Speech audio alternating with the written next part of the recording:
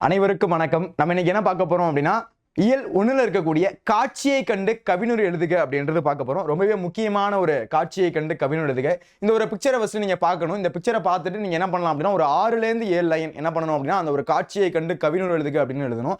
அதுக்கு ஒரு தலைப்பு அப்படின்றது நீங்க கொடுக்கணும். இந்த ஒரு பிக்சரை நீங்க பார்த்தீங்க அப்படின்னா, படிக்காம இருக்கிறதுனால அவங்களுடைய அறிவு அப்படின்றது பூட்டப்பட்டிருக்கு.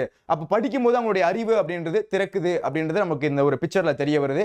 இதை பார்த்து நம்ம என்ன பண்ண போறோம் அப்படின்னா, ஒரு காட்சியை கண்டு கவிஞர் எழுதுக அப்படின்றது எழுத போறோம். ஃபர்ஸ்ட் நம்ம பார்த்தோம் அப்படின்னா, தலைப்பு அப்படின்றது நீங்க போடணும். தலைப்பு என்ன அப்படின்னா, அது கல்வி சம்பந்தமா இருக்கு.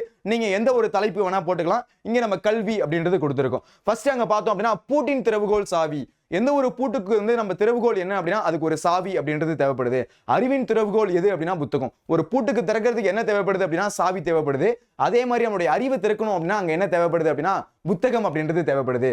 புத்தகம்னாலும் படித்திடுவோம். டெய்லி நம்ம என்ன பண்ணணும் அப்படின்னா, புக் படிக்கிற பழக்கம் அப்படின்றது வச்சுக்கணும். அப்போ புத்தகம்னாலும் படித்திடுவோம், அறிவைனாலும் பெருக்கிடுவோம். நம்மளுடைய அறிவை என்னைக்கு என்ன பண்ணணும் அப்படின்னா, டெய்லி என்ன பண்ணணும் அப்படின்னா, நம்மளுடைய அறிவை வந்து வளர்த்துக்கிட்டே இருக்கணும். அப்போ அறிவைனாலும் பெருக்கிடுவோம், நாளும் பொழுதும் படித்திடு, உலகை நீ வென்றிடு. டெய்லியும் நீ படி, உலகத்தை நீ வென்றிடு அப்படின்னு சொல்லி இந்த ஒரு காட்சியை கண்டு கவினுரை எழுதினீங்க அப்படின்னா உங்களுக்கு ஃபுல் மார்க் அப்படின்றது கிடைக்கும். இது போன்ற யூஸ்ஃபுல்லான வீடியோஸ்க்கு நம்ம சேனலை ஃபாலோ அண்ட் சப்ஸ்கிரைப் பண்ணுங்க.